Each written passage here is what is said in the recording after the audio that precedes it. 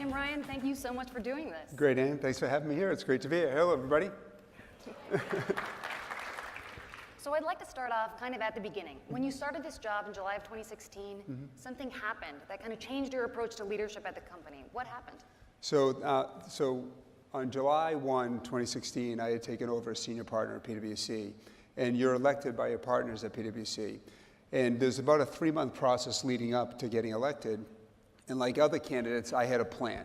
And we had a plan to grow revenues. We were going to grow the number of customers we had. Our customers were going to be happier. It was a really, really good plan. Trust me, it was really good.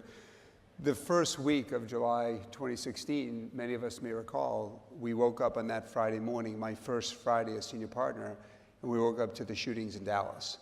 And what I realized coming to work that day was all of a sudden that plan didn't make a whole hell of a lot of sense. It was important, but what was really more important was what our people felt on that day. And I did what many CEOs did, not very courageous, not very extraordinary. I sent an email to our people, and I simply said, I know people are hurting, we don't have all the answers, but we're in it together. What happened was we got over 1,000 emails back, reach outs back, and it was summed up by one person who said it best. We're a fairly progressive organization, but when I came to work that Friday morning, the silence was deafening. And it hit me, here we are, we have every program in the world, we've invested over a decade in inclusion, and yet when the country was hurting most, our people came to work and we didn't know how to talk about it. And that was the beginning of a big change. So what is the CEO Action for Diversity and Inclusion? So what happened was we like many companies, after that Dallas event, we started talking about it. And on July 21st, 2016, we had our first day-long discussion on race. What we said is, we need to talk about this, building off of those emails we got from our people. And to be candid, that was risky at the time. If we think back, the country's emotions were raw. It was a very controversial, people felt different views around it.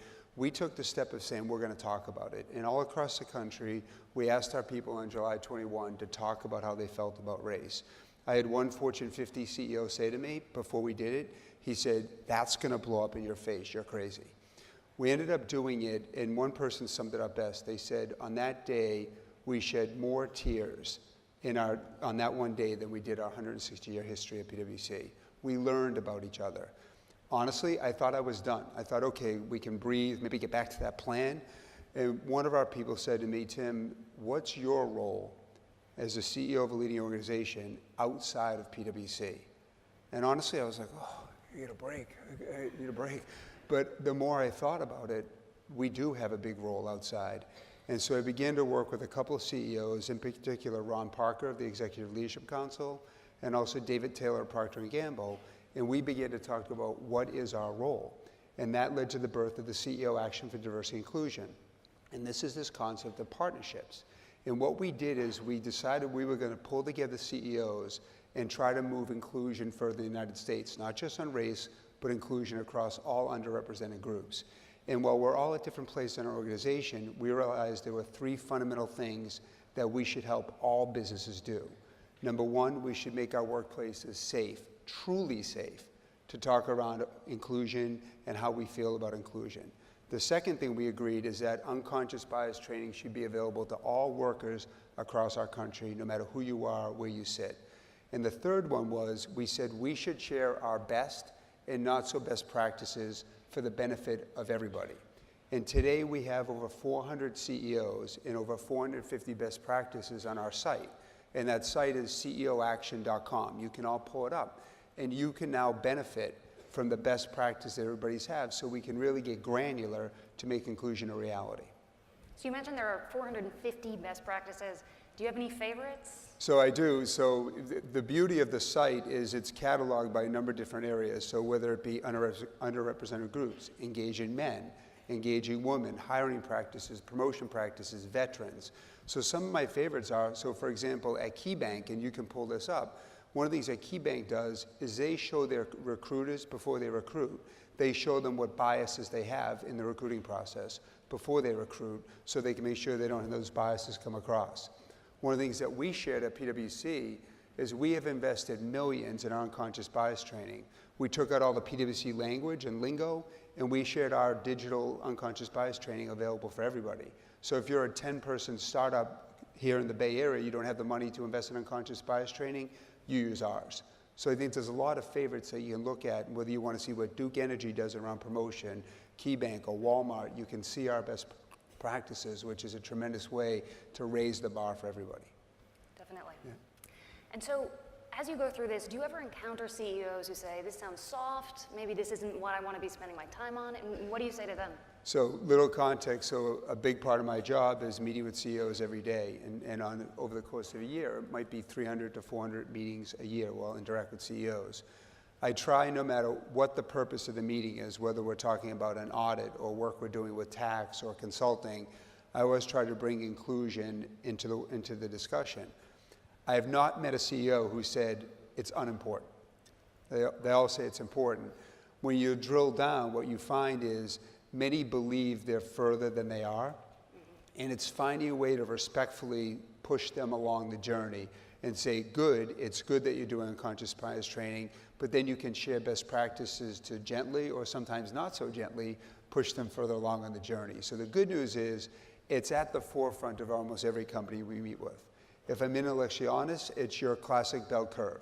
You've got 20 or 30% that get it, they're leading from the front, they're driving, they're listening to you all, and others that are somewhere in the middle that need to be pushed. And frankly, I think that's our biggest opportunity, which is to give our CEOs the courage to push further and further and know that's going to be okay.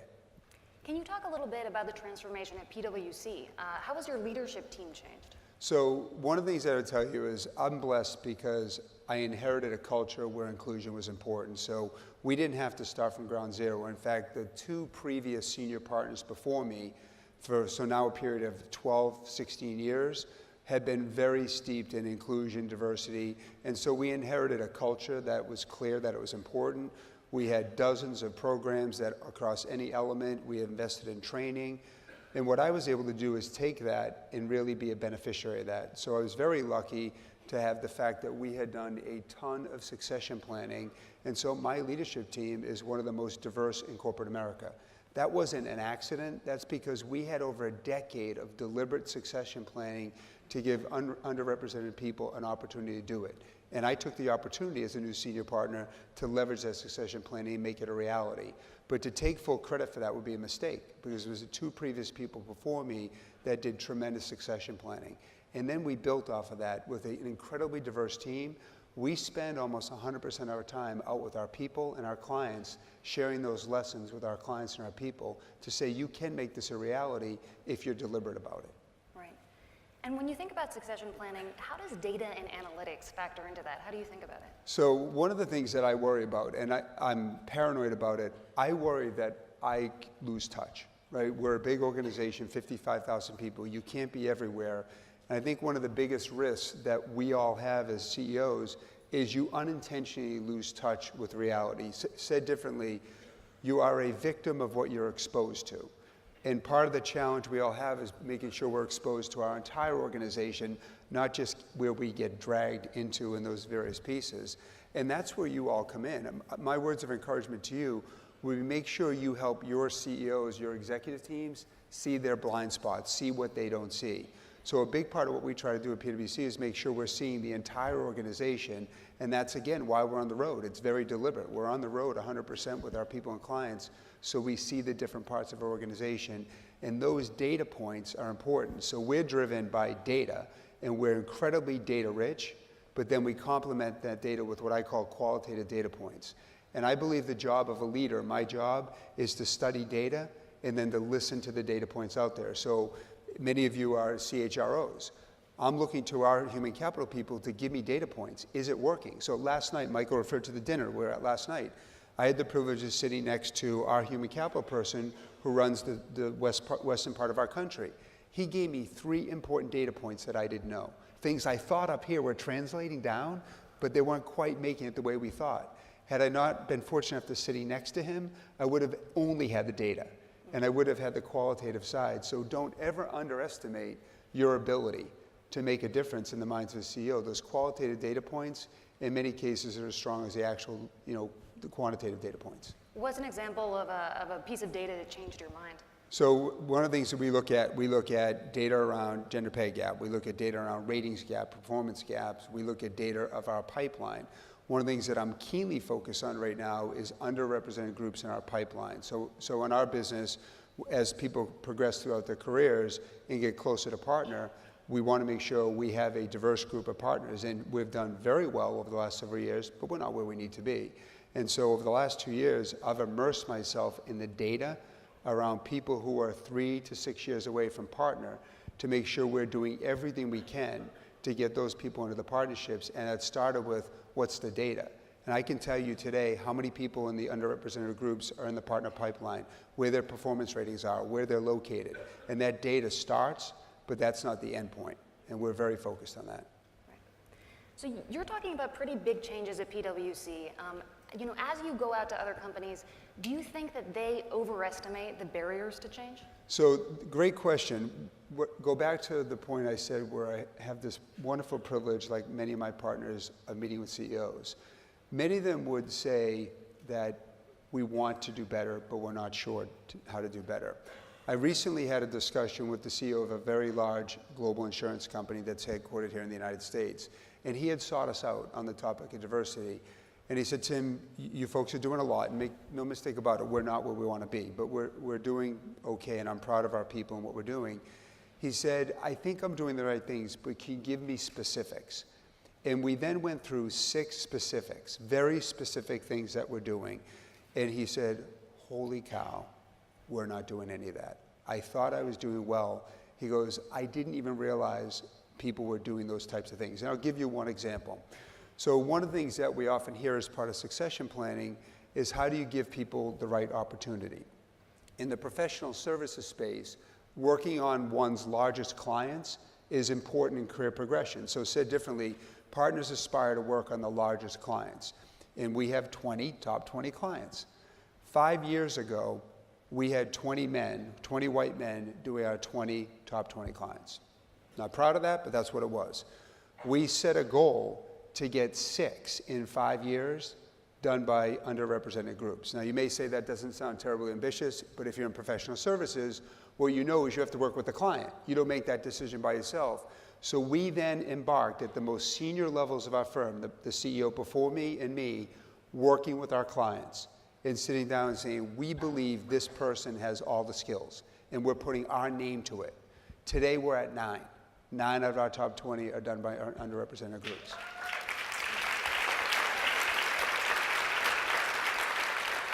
But that specific didn't happen unless we were willing to roll up our sleeves and sit down client by client and put our personal name next to incredibly talented professionals.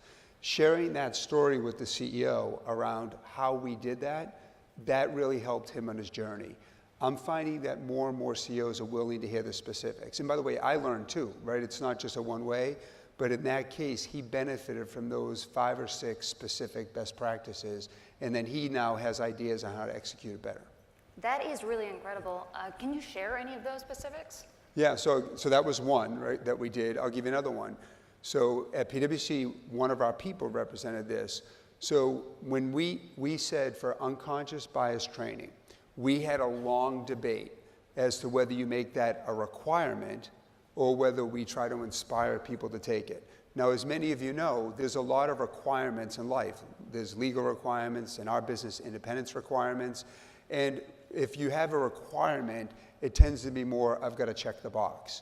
So we at first said, well, diversity is important. We're going to have unconscious bias, and we're going to make it required for everybody. That's what we're going to do. The more we talked to our people, they said, don't make it required. And one of our persons came up with a really innovative idea. In our business, people get promoted generally every 3 years. So you join the firm, and you instantly begin to lead people. We tied unconscious bias training to hiring and promotion. So every new hire, as part of your leadership journey, you take unconscious bias training. When you get promoted in 2 to 3 years, you take the next level. When you get promoted in another 4 years, you take the next level. So we tied it to your leadership development in your journey, which is more getting at the heart than it is the compliance exercise. As we sit here today, we're at roughly 35,000 of our 55,000 people have taken it because it's part of their leadership journey, as opposed to a check-the-box compliance requirement you do at 6 o'clock at night. Totally voluntarily. Yes. Most people took it. But it's tied to the promotion requirement. That's a specific that we're sharing with people. That's worked well for us. But it took us a while to get there. Right. As a general rule, as a leader trying to change a culture, how do you think about the carrot versus the stick? Oh, all the time. Like if you were in, so our leadership team is 19, and I'm incredibly proud of the 19 people on the leadership team because we serve by what I'll say servant leadership. We serve at the pleasure of our people and our partners. And we often struggle with how much do we inspire and how much do we tell. So true story, and you'll all laugh, and somewhere out there, as there's members of my leadership team, you're going to say, oh my God, is he going to tell the story? We view our job as leaders to be retailers, Said differently, if someone isn't buying their products, and so you can see I'm wearing jeans, we changed our dress code 2 years ago to jeans. And if a retailer is not selling their jeans, they can't yell at the customer. Like, that's not a good strategy if you're in retail to yell at the customer. So what you try to do is you figure out, why did people not buy your jeans? Were they too tight, too skinny, too short, wrong material? So we talk about it is, if we're proposing new changes in the organization and people aren't doing it, it's not our people's fault, it's our fault. Like, we're not retailing the change. And so we talk about how do we make it so people want to buy in and want to do it. Now, to be clear, if you're in leadership roles, that's hard. Like, that raises the bar on leadership. We have to do a good job at retailing change in our organization, which is way more carrot than it is stick. And I'll give you an example of something we did recently. So we are heavily focused right now on 3 key things at the firm. Digital upskilling of all 55,000 of our people, because our people told us they're worried about their ongoing relevancy. And we've invested heavy in digital upskilling of our people. Our people have also told us that be well, work well, physical and mental well-being with all the demands in the world is a skill they want us to help invest in. And they also told us that they want the ability to lead on some of society's biggest issues, like diversity, inclusion, education, climate. And we call that skills for society. We've invested heavily in development in each of those 3 areas. We then had the question of, do you tell people to do it, and it's for their own good?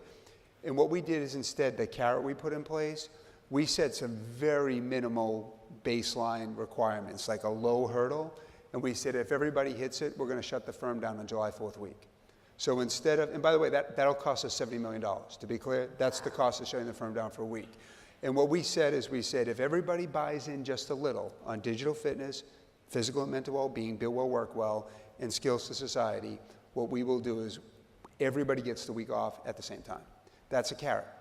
That's a lot. Carrots cost money, but we think it's the right thing to do to inspire change on things that our people told us are most important.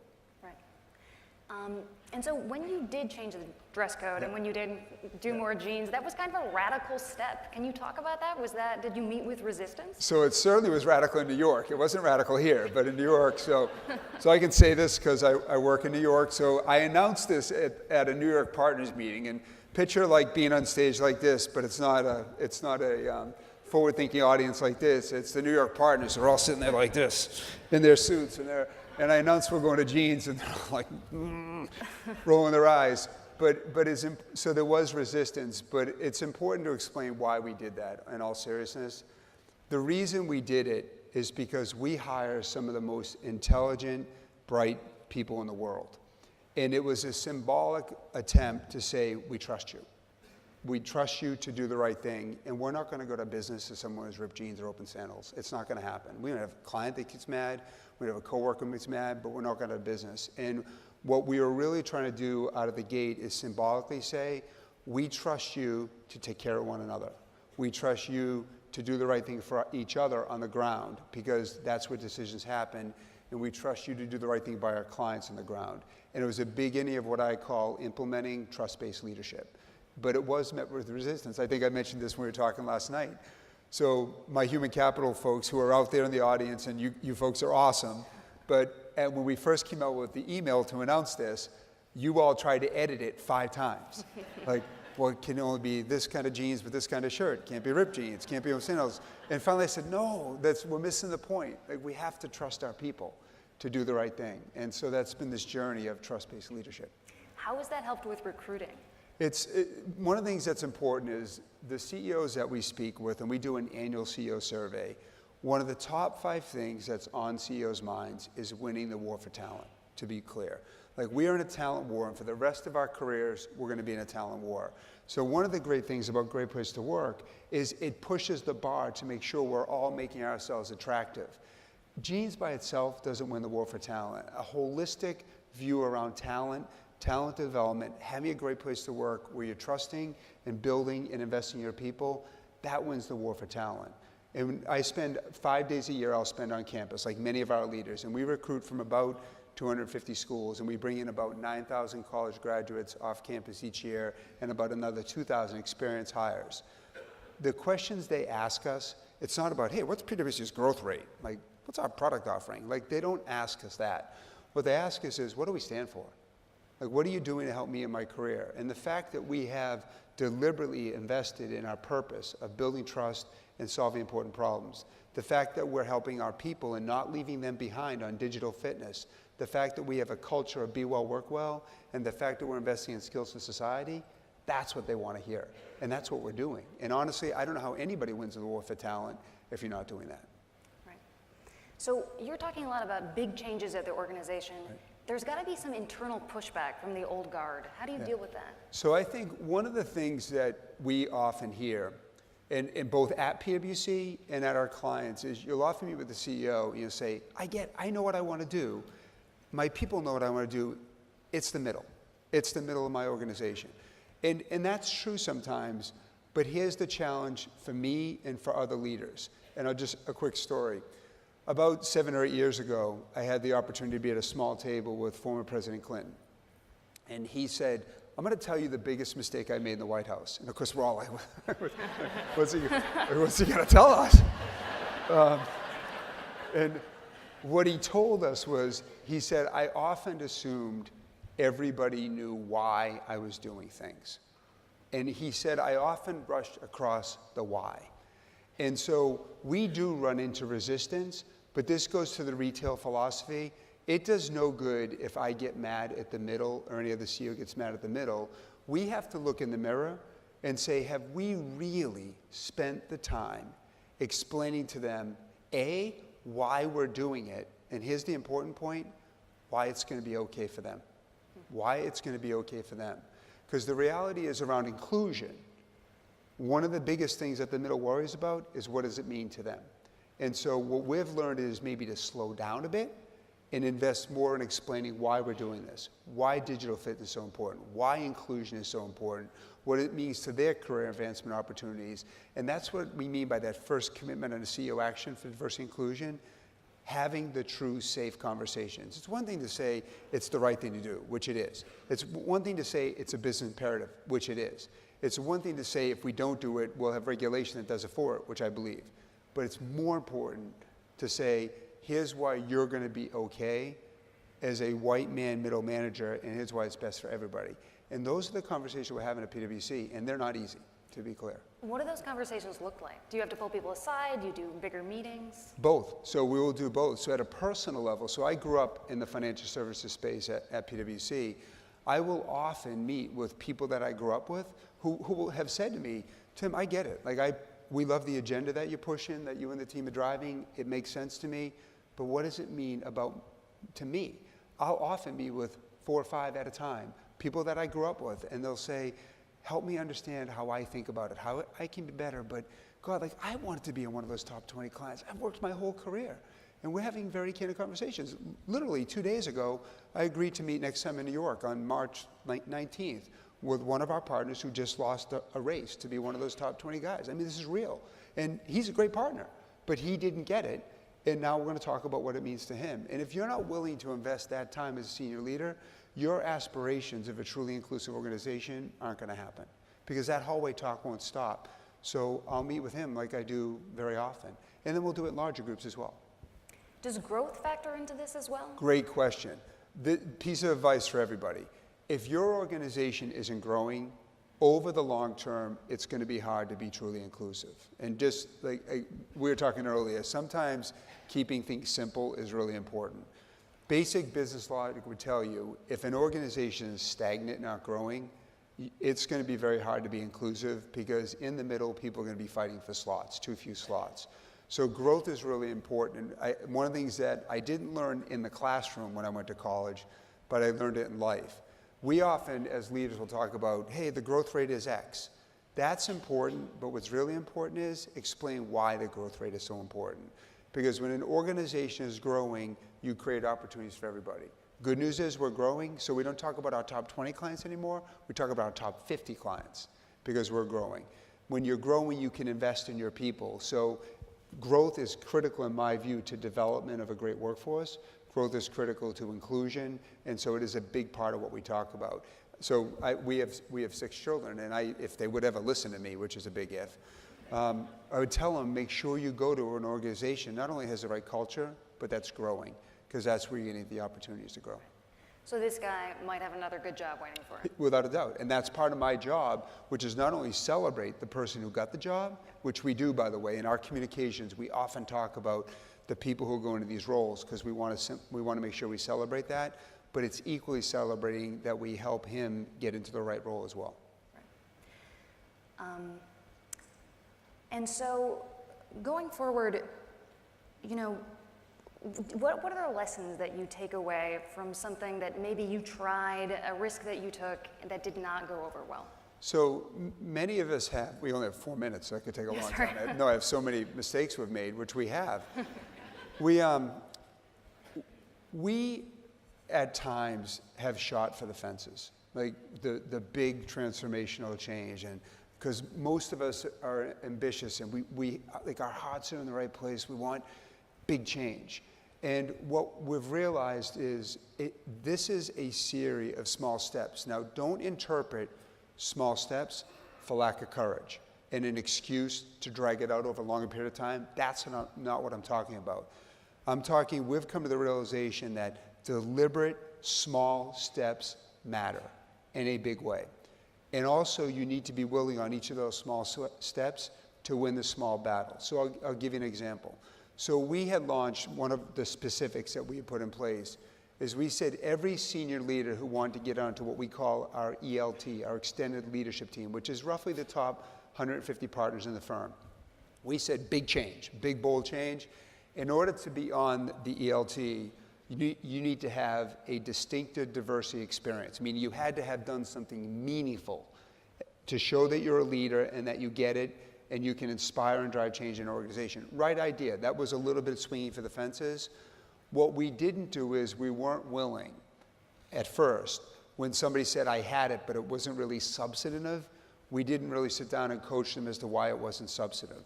So we announced this big goal that we were going to have every leader being on the ELT to have a DDE, a distinctive diversity experience.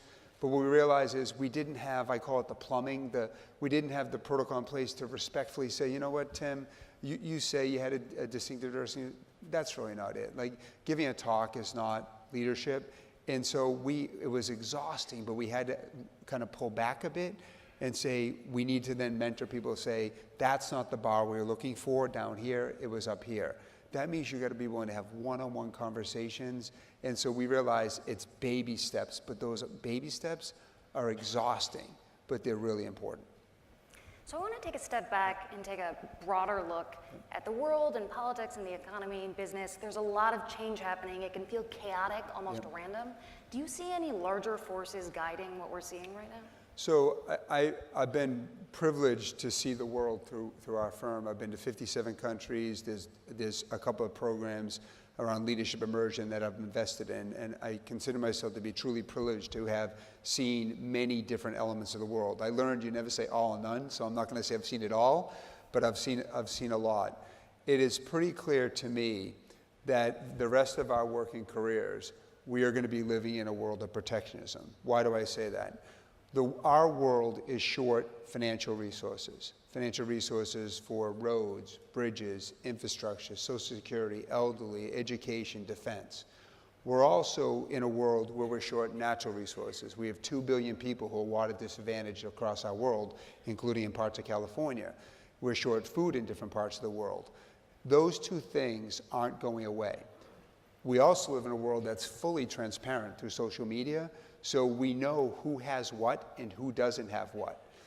That basic concept of shortage of financial resources, shortage of natural resources, combined with the fact that we're in a fully transparent world, that raises the bar on leadership more than we've ever seen before.